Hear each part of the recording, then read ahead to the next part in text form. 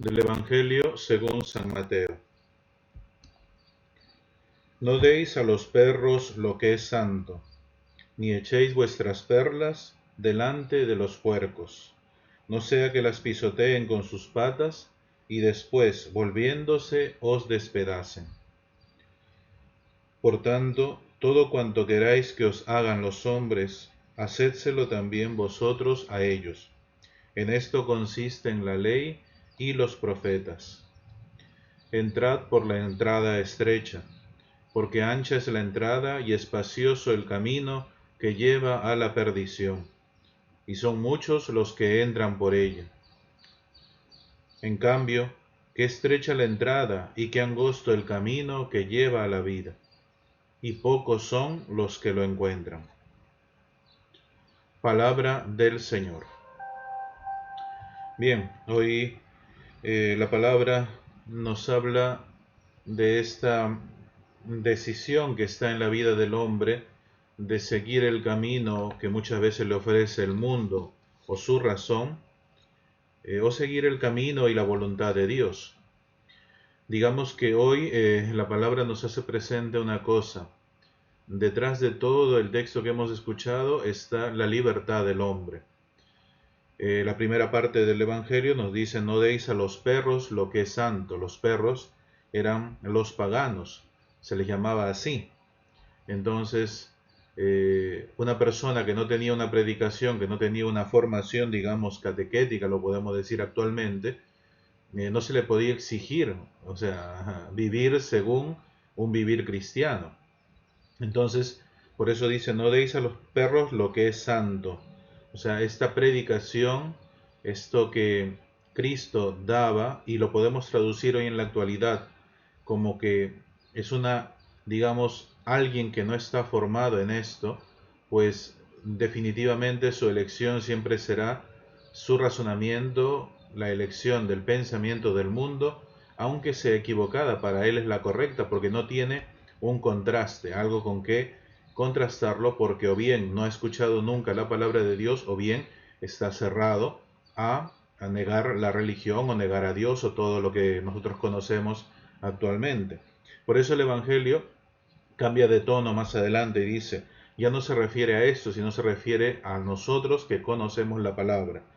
Por tanto, todo cuanto queráis que os hagan los hombres, hacedselo también a vosotros. En esto consiste en la ley y los profetas, que es en el fondo el conocimiento de la Escritura, el conocimiento de la doctrina. Quiere decir que aquel que sí ha conocido esto, tiene una cosa que lo distingue, que es el discernimiento, es decir, saber qué es lo bueno y qué es lo malo. Pero en nuestras decisiones, y lógicamente en nuestra libertad, muchas veces prima el bienestar personal, más que, digamos, el hecho de estar unido a Dios.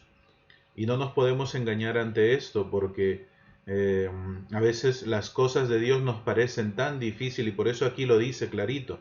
Es una, es una entrada estrecha. Qué estrecha la entrada y qué angosto el camino que lleva a la vida. Nos parece mucho como normativa, nos parece como una exigencia, o nos parece como que incluso nos va a quitar la vida. Y entonces decimos: por eso, mejor cuando llegue a viejo, mejor después, no, ahora no, después me convertiré.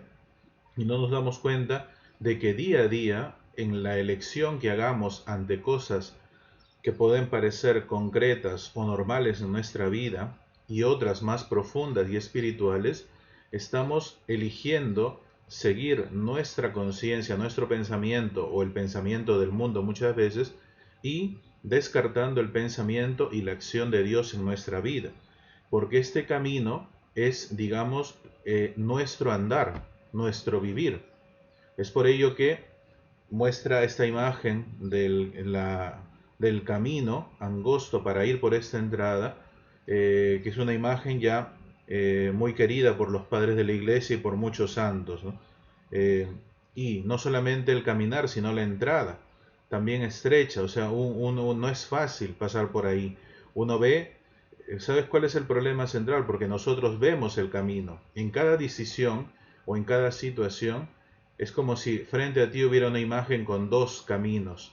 o dos entradas y ves la dificultad en una o ves alguna cosa desde tu perspectiva y entonces prefieres ir al camino más fácil, que es hacer nuestra voluntad, que es hacer o la voluntad de los demás para que nos quieran, o digamos acoplarnos a los deseos y pensamientos del mundo, que es digamos la uniformidad hoy. Ir en el otro camino sería hacer la voluntad de Dios, de alguien que incluso te dices que ni siquiera existe, es hacer la voluntad de Dios, que es rechazar a ti mismo, negarte a tu voluntad, o es hacer la voluntad de Dios, que es también ir contra corriente. Una cosa muy complicada hoy, ¿no? Porque el cristianismo es ir contra corriente. Te acusan de retrógrado, incluso de ignorante, ¿no? Cuando, una paradoja, antes los paganos eran los ignorantes y ahora es al revés, los cristianos somos tildados de ignorantes, de retrógrados, de fanáticos y tantas cosas. Por eso hay una cosa que distingue al cristiano, que es el discernimiento. Este discernimiento nos ayuda a dos cosas fundamentales. La primera es saber cuál es el camino al cual Dios nos llama. Es cierto que existe nuestro deseo personal, nuestra realización, tantas cosas que tenemos, pero podemos realmente seguir el camino de Dios porque sabemos que ese camino es el mejor para nosotros. Y lo segundo, que si nos equivocamos de camino, existe algo que en su definición propia también implica cambiar de camino, cambiar a otra puerta, que es la conversión. La conversión es cambiar este caminar espacioso y ancho a un caminar angosto, a una puerta nueva, que es la puerta de Cristo. Y en ambas situaciones está en juego la libertad del hombre y en ambas situaciones está también el hecho de que Dios no te obliga a nada, te respeta en tu libertad. Pero tampoco la iglesia ni Dios mismo te puede mentir, que el camino del hombre es todo belleza, placer y toda la vida va a ir bien. No es así, porque nos damos cuenta que no es verdad.